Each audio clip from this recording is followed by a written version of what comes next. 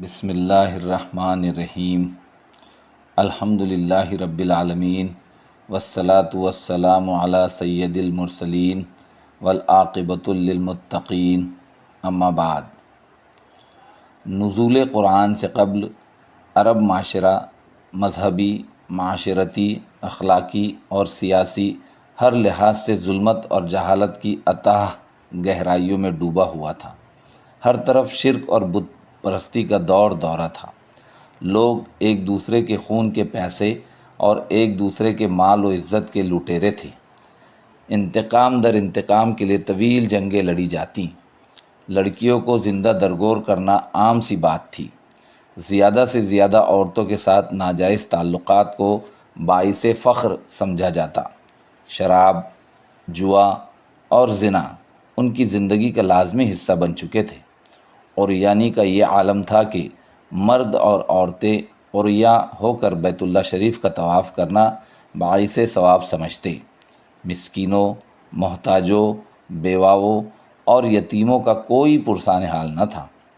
ان حالات میں جب قرآن مجید کا نزول ہوا تو محض چند سالوں کے مختصر عرصے میں قرآنی تعلیمات نے حیرت انگیز طور پر عربوں کی کایا پلٹ کر رکھ دی۔ بقول مولانا الطاف حسین حالی، وہ بجلی کا کڑکا تھا یا صوت ہادی، وہ بجلی کا کڑکا تھا یا صوت ہادی، عرب کی زمیں جس نے ساری ہلا دی۔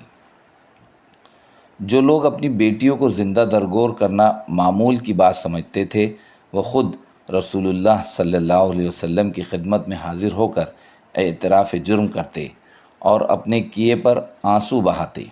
ایک آدمی حاضر ہوا اور عرض کیا، یا رسول اللہ صلی اللہ علیہ وسلم، میری ایک بیٹی تھی جو مجھ سے بہت مانوس تھی۔ میں اسے بلاتا تو وہ دوڑتی دوڑتی میرے پاس آتی۔ ایک روز میں نے اسے بلایا اور اپنے ساتھ لے کر چل پڑا۔ راستے میں ایک کنواں آیا تو میں نے اسے اس میں دھکا دے دیا۔ اس کی آخری آواز جو میرے کانوں میں پڑی وہ یہ تھی، ہائے بابا، ہائے بابا۔ یہ سن کر رسول اللہ صلی اللہ علیہ وسلم کے آنسو بہنے لگے۔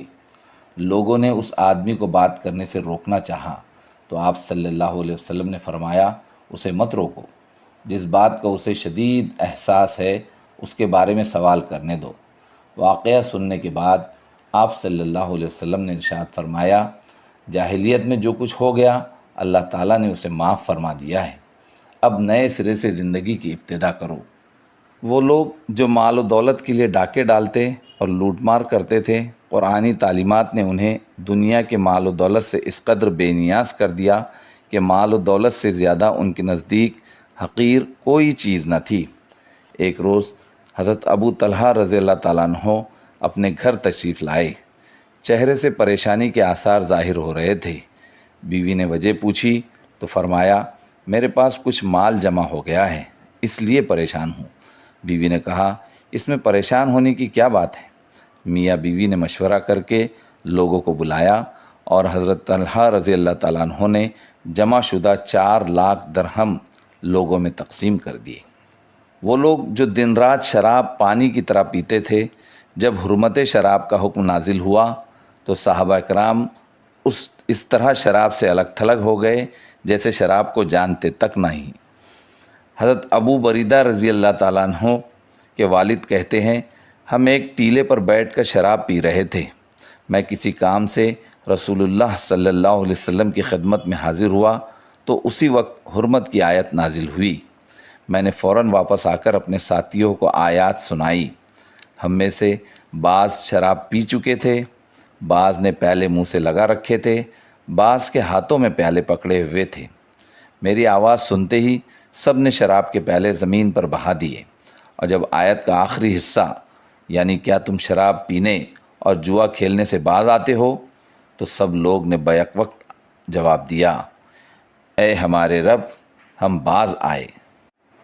وہ معاشرہ جہاں عریانی اور بے حیائی کا یہ عالم تھا کہ ایک ایک عورت کا 10 مردوں سے تعلقات قائم کرنا قانونی نکاح کی حیثیت رکھتا تھا، وہاں قرآنی تعلیمات نے عورتوں میں اس قدر شرم و حیا کا جذبہ پیدا فرما دیا کہ جیسے ہی قرآن مجید میں حجاب اور ستر کے احکام نازل ہوئے تو جن خواتین کے پاس پردے کے لیے کپڑے نہیں تھے انہوں نے اپنے تہبند پھاڑ کر اپنی اوڑھنیاں بنا لی۔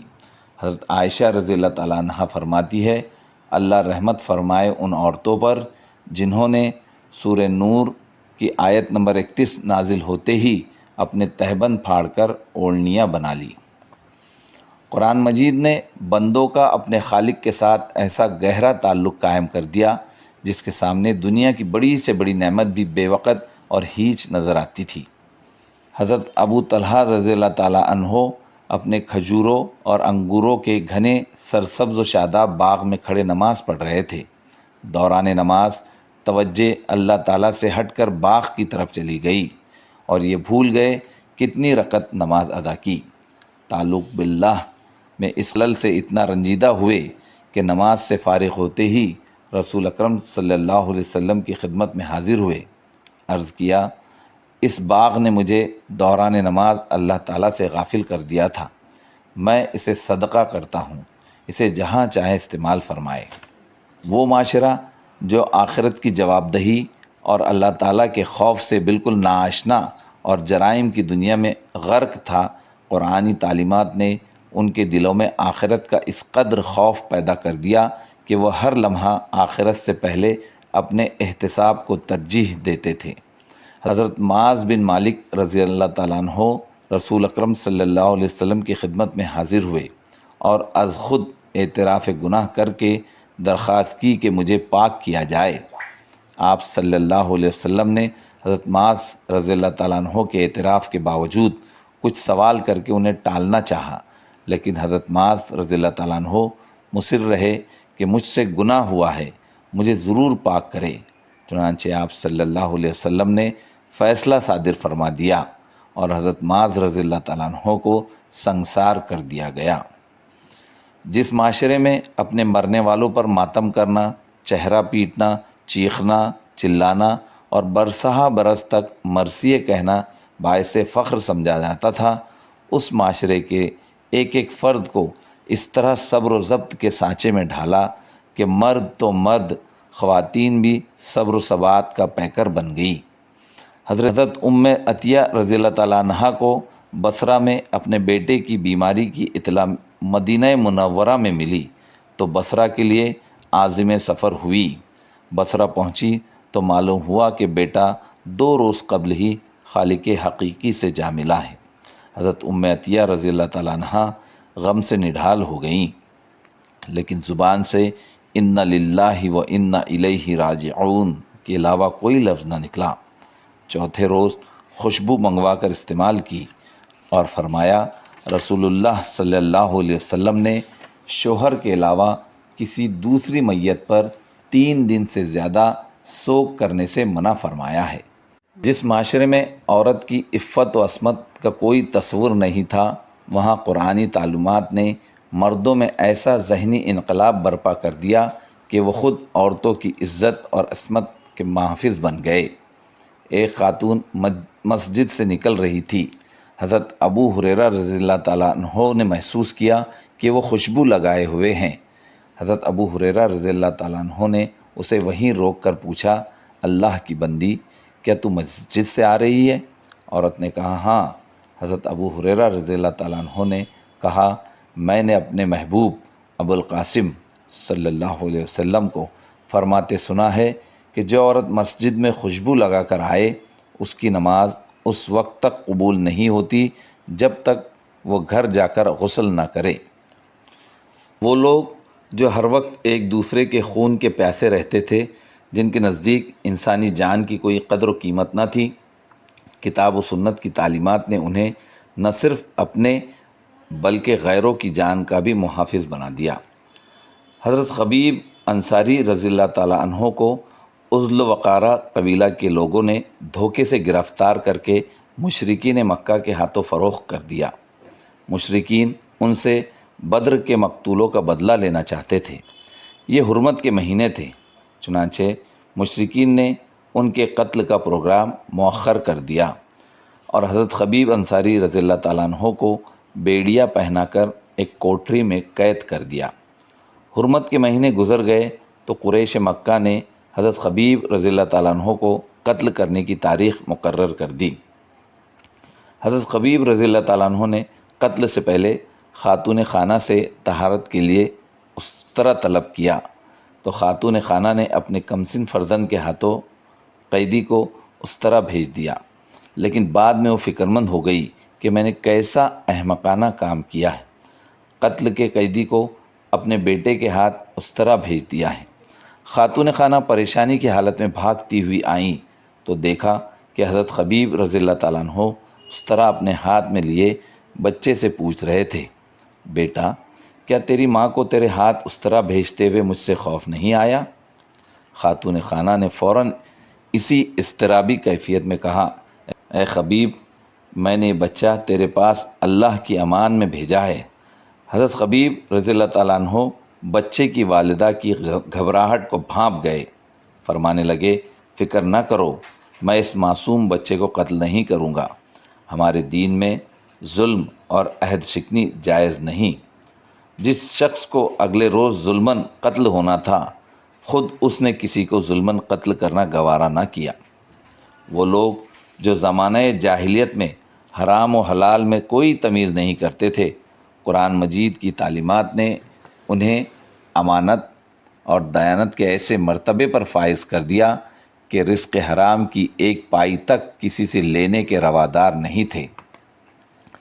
حضرت سعد بن عبادہ رضی اللہ تعالیٰ عنہ کو رسول اکرم صلی اللہ علیہ وسلم نے کسی قبیلے سے زکوٰۃ وصول کرنے کے لیے عامل مقرر فرمایا اور ساتھ نصیحت فرمائی، دیکھو قیامت کے روز ایسا نہ ہو کہ تمہاری گردن یا پیٹھ پر زکوٰۃ میں خیانت کا اونٹ بلبلا رہا ہو۔ حضرت سعد بن عبادہ رضی اللہ تعالیٰ عنہ نے عرض کیا، یا رسول اللہ صلی اللہ علیہ وسلم، میں ایسے کام سے معذرت چاہتا ہوں، آپ کسی اور کو عامل مقرر فرما دیں۔ آپ صلی اللہ علیہ وسلم نے ان کی جگہ کسی دوسرے آدمی کو عامل مقرر فرما دیا۔ جس معاشرے میں برسوں سے خود غرضی، بے رحمی اور لوٹ کھسوٹ کا چلن عام تھا، کتاب و سنت کی تعلیمات نے اس معاشرے کو چند سالوں کی مختصر مدت میں ہمدردی، خیرخواہی، ایثار اور قربانی کے انمول سانچے میں ڈھال دیا۔ جنگ یرموک میں چند صحابہ اکرام شدید گرمی میں زخموں سے چور، شدت پیاس سے تڑپ رہے تھے کہ اتنے میں ایک مسلمان پانی لے کر آیا اور زخمیوں کو پلانا چاہا۔ پہلے نے کہا، دوسرے کو پہلے پلا دو۔ دوسرے کو پلانا چاہا تو اس نے کہا، تیسرے کو پہلے پلا دو۔ پانی پلانے والا بھی تیسرے تک نہیں پہنچا تھا کہ پہلا شہید ہو گیا۔ تب وہ دوسرے کے پاس پہنچا تو وہ بھی اپنے مالک کے حضور پہنچ چکا تھا، اور جب تیسرے کے پاس آیا تو وہ بھی پانی پیے بغیر اپنے اللہ کو پیارا ہو چکا تھا۔